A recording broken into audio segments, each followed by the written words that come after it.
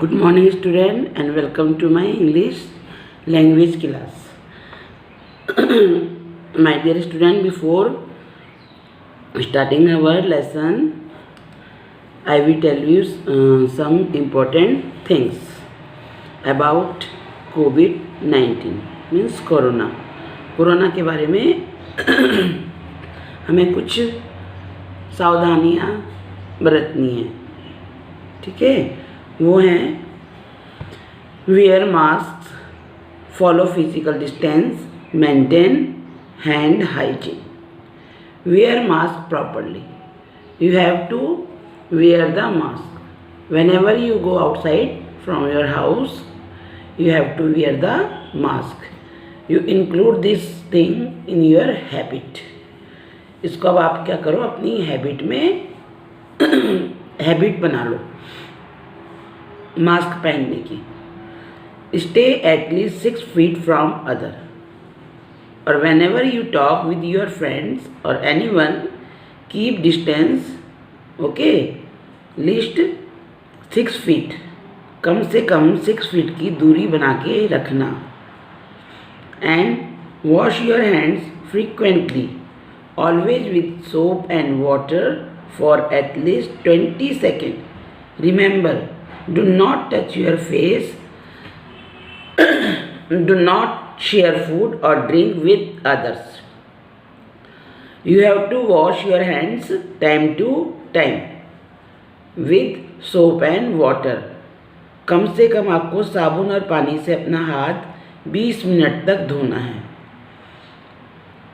आपने देखा होगा कि टीवी में भी दिखाते हैं, सचिन तेंदुलकर भी ऐड करते हैं, वो भी अपना हाथ धो के दिखाते हैं ना मेथड. तो you have to follow that method also. Mask क्यों पहनना है? Because the germs of corona they entered in our body through our nose when we breathe ना. That time suppose you are talking with your someone who is affected with corona and you are not keeping the distance between that person and you. और अगर वो खांसता है और आप उसके पास खड़े हैं विदाउट सोशल डिस्टेंसिंग और आपने मास्क भी नहीं पहना है, तो उसके जो जम्स हैं उसके खांसने से आपके नोज के through when you breathe can get inside of your body and they can infected to you also. Understand? तो उसके जो जर्म्स हैं वो खांसेगा ना, वो आपके ब्रीथिंग के द्वारा आपके अंदर भी चले जाएंगे और आपको भी क्या करेंगे, इन्फेक्टेड करेंगे. So you have to wear mask. अगर हमारा मास्क पहना रहेगा ढंग से, पूरा नाक और मुंह को ढककर, तो वो जर्म्स जो हैं अंदर नहीं जा पाएंगे, वो मास्क में ही अटक जाएंगे. ठीक है, मास्क उन्हें रोक देगा. Mask protect you. If you are far from him और हर 16 feet, अगर आप 6 feet दूर हो उनसे, तभी भी जो वो हैं जम्स है वो आप तक नहीं आ पाएंगे. और as you and your mother and father goes to the outside market also, तो मार्केट में जाते हैं तो वहाँ पर भी चांसेस होते हैं इन्फेक्टेड होने के. तो जब भी आप घर वापस आते हो या आपके पेरेंट्स भी घर आते हैं, तो tell to your parent also कि मम्मा पापा first you wash your hands with soap minimum 20 seconds, कि मम्मी हाथ धो आप. और जब वो जाती है कई बार, तो आप तो नहीं जाते होंगे बट आपकी मदर उधर जाती होंगी, तो tell her to wear the mask and tell him about the social distancing. अभी आपको मैंने बताया ना, सोशल डिस्टेंसिंग कम से कम 6 feet दूर रहना है. ये बातें आप अपने पेरेंट्स को भी बताओ. If you will follow these things, तो आप क्या हो सकते हो, ये जो बीमारी चली इतनी गंदी कोरोना, इससे आप बच सकते हो. ओके, तो अब मैं उम्मीद करूँगी मेरे सारे बच्चे मास्क पहनेंगे, फिज़िकल डिस्टेंस का ध्यान रखेंगे और अपने हाथों को साबुन से बार बार धोएंगे. Okay, then thank you. Now let's start your topic. The topic of today is formal letter. Today I am telling you about the formal letter. First I will tell you what is a formal letter. Formal letter कहते किसे? Formal letter are written to people whom we do not know personally. Formal letter से कहते हैं जिन लोगों को हम जानते नहीं हैं, है ना, पर्सनली नहीं जानते और उनको हमें लेटर लिखना होता है, तो उसे कहते हैं formal letter. For example the principal of the school, जो हम प्रिंसिपल को लेटर लिखते हैं लीव के लिए application, that is a formal letter. क्योंकि तो आप लोग तो ज़्यादातर आपका किससे काम होता है, टीचर से ना, तो प्रिंसिपल भी हमारे लिए जो लेटर लिखते हैं वो फॉर्मल लेटर होता है. The manager of a store या कंपनी, सपोज आप कोई सामान मंगाते हो और आपका वो सामान, उस कंपनी का वो सामान ख़राब निकल जाता है, तो आप क्या करोगे, मैनेजर को लेटर लिखोगे, पर आप मैनेजर को तो नहीं जानते ना. इसी तरह से आपको कोई आर्टिकल अपना, जैसे बड़े लोग होते हैं, you are the very small student, but जो बड़े लोग होते हैं उनको अपना कोई आर्टिकल वगैरह न्यूज़पेपर में देना होता है, तो they also write a letter to the editor of the newspaper. तो वो भी जो लेटर लिखा जाता है वो भी फॉर्मल लेटर कहलाता है. And one very simply, suppose आपके घर के आसपास गंदगी है, तो आपको क्या करना पड़ेगा, जो टाउन एरिया के जो बड़े वो होते हैं, अफसर होते हैं, उन्हें आपको लेटर लिखना होता है ना कि हमारे इधर क्या है, गंदगी है, इसे ठीक कराओ. तो उसे भी हम क्या कहते हैं, फॉर्मल लेटर. या फिर बिजली विभाग में या बैंक में, बैंक मैनेजर को, बैंक की कोई प्रॉब्लम होती है तो बैंक वालों को भी, जो मैनेजर होता है उसको भी एक लेटर देते हैं ना, that is also a formal letter. तो today I will tell you how to write a formal letter and the first I will tell you the format of a formal letter. What is a format? Okay, तो इसके कुछ parts होते हैं जिसको आपको follow करना होता है, और उसी तरीके से you have to write a formal letter. First thing is sender's address. Sender's address means जो आप या मैं जो लिख रहा है लेटर, पहले उसका एड्रेस. मैंने यहाँ उसका एड्रेस लिखा है नियर सेन चौकी जॉली ग्रांट देहरादून, क्योंकि ज़्यादातर बच्चे हमारे जॉली ग्रांट के ना, तो इसलिए मैंने एग्जाम्पल में भी ये वाला एड्रेस दिया है. मान लो आप लिख रहे हो लेटर, आप जॉली ग्रांट में रहते हो, तो you have to write your address first here near Sen Chowki Jolly Grant Dehradun. कुछ भी आपका एड्रेस है, भानिया वाला है, अठूर वाला है, थानो है, तो वो एड्रेस आप यहाँ लिखोगे. Then date of the letter, आप किस डेट में लेटर लिख रहे हो, then write down here letter. Today 27 ना, तो I write here 27 October 20. Year भी लिखना है. Okay, after that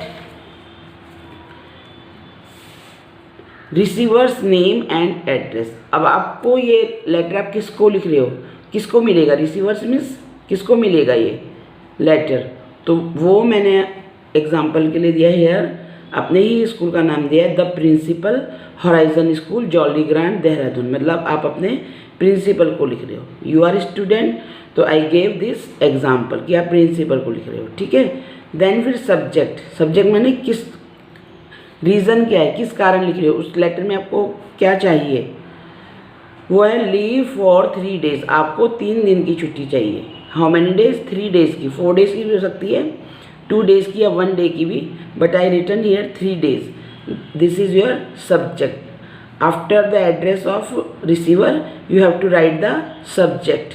after that salutation, इसमें आपको क्या करना है, आप उनको कैसे बोल रहे हो, रिस्पेक्टेड मैम ही बोलोगे ना, या रिस्पेक्टेड सर बोलोगे आप, तो हमारे स्कूल में मैम है, तो so I return here ma'am. तो अगर कहीं पर सर हैं, जैसे बैंक मैनेजर को, suppose you are writing a letter to the bank manager of bank Punjab National Bank, तो यहाँ पर आप पंजाब नेशनल बैंक का एड्रेस डालोगे, पंजाब नेशनल बैंक भानियावाला देहरादून, जॉली ग्रांट देहरादून, है ना. और वो सर हैं, तो तब that time you will write respected sir. but in our school there is a ma'am ना principal ma'am, so I am giving this example respected ma'am. ठीक है, जिसको आप लेटर दे रहे हो उनके लिए लिखेंगे रिस्पेक्टेड मैम. फिर बॉडी ऑफ लेटर, मतलब जो आपको पूरी बात लिखनी है वो होता है body of letter. Okay. Number 6, I am a student of class. पहले आप अपने बारे में लिखोगे I am a student of class 4th A studying in your school. फिर जो भी रीज़न है उसके आगे वो सारी बातें लिखनी है. Suppose you are not well, तो यू हैव टू राइट कि ma'am I am not well, या फिर I am suffering from fever since 2 days 3 days या 4 days जो भी है, and doctor advise me for take rest. कुछ भी है वो आप यहाँ पर लिखोगे.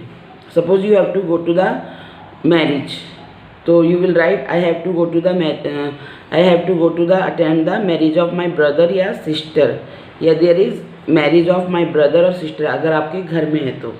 अंडरस्टैंड. मेरे घर में मेरी दीदी की शादी है या भैया की शादी है, वो भी आप लिख सकते हो रीज़न में. फिर क्लोजिंग. अब आप क्लोजिंग कर रहे हो, मतलब अब आपकी बात पूरी हो गई है और आप उसमें लास्ट में लिख रहे हो योर्स सिंसियरली. ठीक है. स्कूल में तो हम सिखाते हैं ना आपको योर ओबीडियंट पीपल, वो भी आप लिख सकते हो. And you can right this your sincerely, and last you can write here signature means name. Name, class, section. और क्लास और सेक्शन तो आपने लेटर स्टार्ट करते ही यहाँ लिख दिया था. I am studying, I am a student of class 4th A studying in your school. तो you have to write here your name only. Okay. Now here I written a letter for you. First thing, this letter is start from here this side, और ये पूरा letter ही इसी side लिखा गया है ना. तो जो पेरेंट्स भी ये देख रहे होंगे वीडियो तो आपको पता होगा हम पहले यहाँ पे टू द प्रिंसिपल लिखते थे, फिर इधर से लिखना स्टार्ट करते थे. नो, अब format is changed, format change हो गया है. So we have to write from this side and this side only. इसी साइड ही लिखना है हमें. And we not have to write the 2, हमें 2 नहीं लिखना है. 2 लिखने की ज़रूरत नहीं है क्योंकि फॉर्मेट में ही ये पता है कि इसी साइड होना है जिसके लिए हमने लेटर लिखना है. Okay. First year I write the one address Bhaniyawala Jollygrant Dehradun. Then date 27 October 20. Then receiver, जिसको ये आपका लेटर मिल रहा है, who is the receiver, the principal horizon School Jollygrant Dehradun. Then subject, मतलब आपका सब्जेक्ट क्या है, leave for 3 days. Then I written here respected ma'am, I am a student of class 4th B studying in your school. I am writing this letter to inform that I will not be able to attend classes for 3 days starting from tomorrow, as my grandmother met with an accident yesterday. She has been admitted to a hospital. Therefore, then comma, here also comma, 3 days के बाद भी comma है तो you have to put the comma, and after tomorrow also you have put the comma. Then again therefore, इसलिए therefore kindly grant me leave for 3 days starting from 28 October. उसकी date आप लिखोगे क्योंकि एक दिन पहले आपको एप्लीकेशन भेजनी होती है ना, एक दिन बाद तो नहीं भेजते, वो गलत बात होती है जब आप लेट देते हो एप्लीकेशन. तो आपको एक दिन पहले इन्फॉर्म करना है. तो 28 में आप 27 में आप लेटर लिखोगे और नेक्स्ट डे की उसमें डेट लिखोगे कि नेक्स्ट डे से मुझे I want leave from next day. After that closing part with your sincerely. Then signature is name लिख सकते हो. I write here Rohan, you can write here your name, your original name. When you will write the application for leave you have to write here original name. ये नहीं कि madam ने रोहन लिखाया था तो मैं भी रोहन ही लिखूंगी या लिखूंगा. नो, ये तो this is only example. You have to write here your name. Okay. Now one homework is here for you. Write a letter to the librarian of your school requesting him और her to waive off the fine imposed on you for returning the books late. As you know कि every school has a library, library होती है और library से हम क्या करते हैं, बुक्स लेते हैं। तो इसमें रीज़न दे रखा है कि आपने क्या किया, लाइब्रेरी से बुक ली और उसे लेट वापस किया। कैसे वापस किया, लेट वापस किया, देरी से, मतलब एक टाइम पीरियड होता है ना कि आपको 3 डेज़ के लिए या 2 डेज़ के लिए या 4 डेज़ के लिए लेते हैं आप कोई बुक, तो आपको उसी टाइम पीरियड के अंदर वो बुक वापस करनी होती है। बट आपने वो वापस नहीं करी तो आप पर क्या लग गया, पर डे के हिसाब से फ़ाइन। तो जो वो फ़ाइन आपको लगा है वो आप क्या कर रहे हो, वेव ऑफ मीन्स माफ़ करने के लिए आप अपनी लाइब्रेरियन मैडम से बोल रहे हो या सर से कि हमारी वो फीस जो है, जो लेट फीस है, उसे क्या करें, फ़ाइन जो लगा है उसको मुझे मेरा फ़ाइन माफ़ कर दीजिए। तो you have to write a letter to the librarian, not principal. अभी मैंने आपको प्रिंसिपल का एग्जांपल दिया ना, तो वहाँ रिसीवर में आपको लिखना है the principal, or the librarian. Okay, तो हमारे स्कूल में तो लाइब्रेरियन मैडम है ना, पूनम मैडम, तो आपको मैडम लिखना है, ठीक, द लाइब्रेरियन, और रिस्पेक्टेड क्या लिखना है, मैम। अंडरस्टैंड? तो this worksheet you have not submit, आप ये वर्कशीट सबमिट नहीं करोगे। What is the day is today, Tuesday ना, तो ट्यूसडे वाली सबमिट करते हैं, नो, तो आप ये सबमिट नहीं करोगे, बट इसको आप लिखो। फिर नेक्स्ट में भी एक बार फिर मैं I will repeat this chapter again, और नेक्स्ट टॉपिक आपको पढ़ाऊँगी, फिर वो आपको सबमिट करना है। ओके, तो ये वाला आपको सबमिट नहीं करना है। Okay my dear student, thank you for watching this video and watch the video regularly of all subjects and tell to your friends also who is studying in our school कि watch the video। अब madam इतनी सारी teachers इतनी मेहनत करके आपके लिए videos बनाती हैं, अपलोड करती हैं, सवेरे उठती हैं। फिर पहला काम क्या होता है हमारा, उठते साथ आपके लिए आपका वर्क देखना और आपको वर्क देना। बट बहुत कम स्टूडेंट हैं, स्पेशली फोर्थ में, फोर्थ बी को छोड़कर मुझे लगता है फोर्थ ए एंड सी के तो बहुत ही कम बच्चे हैं जो वीडियो देखते हैं, फिर उनका रिजल्ट भी अच्छा नहीं होता। अभी हाफ ईयरली हुआ है ना, तो फोर्थ बी वालों ने बहुत अच्छा किया, और मुझे लगता है वो इसीलिए अच्छा हुआ है क्योंकि उन्होंने वीडियो ज़रूर देखी होगी। So watch the video and regularly, जो बच्चे कभी कभी देखते हैं तो कभी कभी नहीं देखना है, आपको हर सब्जेक्ट का और हर टॉपिक का वीडियो आपको देखना है। ये नहीं कि सिर्फ इंग्लिश का देखना है, नो, हर सब्जेक्ट का, every subject is very important for you. और आपकी पढ़ाई ऐसे ही चलनी है, ये सेशन ऐसा ही चलेगा, अभी पता नहीं कि कब तक आपका ये ऐसे ही चलेगा। तो इसी तरह से पढ़िए, और जब स्कूल खुलेगा तब वैसे पढ़ेंगे और पढ़ाएंगे आपको। ओके माय डियर स्टूडेंट, तो जो कोरोना के बारे में I told you, wear the mask and keep social distancing and wash your hands frequently time to time with soap minimum 20 minutes। तो फॉलो करो इसे और सेफ रहो, ठीक है। Okay, thank you student, bye bye.